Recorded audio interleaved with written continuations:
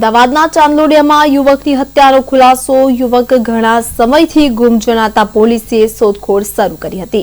પાણી ઢોળવા બાબતે પાડોશમાં રહેતા દંપતી હત્યા કર્યાનો ખુલાસો થયો છે. યુવકની હત્યા કરી ખાડો ખોદીને યુવકના મૃતદેહને દાટી દેવામાં આવ્યો હતો.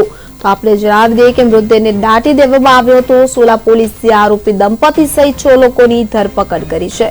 તો અમદાવાદના ચાંદલોડિયામાં યુવકની હત્યાનો આરોપીઓએ ખુલાસો કર્યો છે. તો રણછોડનગરમાં રહેતા યુવકના ગુમ થવા બાબતે સોલા પોલીસે કરેલી તપાસમાં હત્યાનો ઘટસ્ફોટ થતા તમામ આરોપીઓની અટકાયત કરી લેવામાં આવી છે. પોલીસ તપાસમાં જાણવા મળ્યું હતું કે યુવકની પાડોશમાં રહેતા દંપતી સાથે ફળિયામાં પાણી ઢોળવા બાબતે અવારનવાર ઝઘડા થતા હતા કે જેથી દંપતીએ બંદૂક રાખી તીક્ષ્ણ હથિયાર વડે યુવકની હત્યા કરી ખાડો ખોદીને યુવકના મૃતદેહને દાટી દીધો હતો.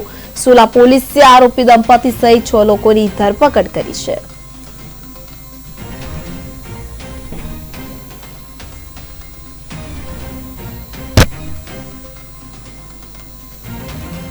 અને ગાડિયાથી પ્લસ ધોકાથી અને ગરબાપટ્ટીનો માર મારતા તે મરણ ગઈ અને મરણ જનાર બાદ જે વ્યક્તિનું મરણ થયું છે ત્યાં જ એક જગ્યાની પ્લોટમાં તેમનો ખાડો ગોદી અને મીઠું નાખી અને ત્યાં દાટી દેવામાં આવેલા. પણ સોલા પોલીસની એકદમ જ એક્ટિવનેસ, એકદમ હરકત અને એકદમ ઊંડાણપૂર્વક તપાસ કરતા આખી હકીકત ઉજાગર થઈ.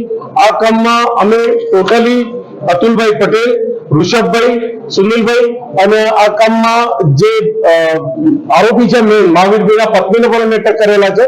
અને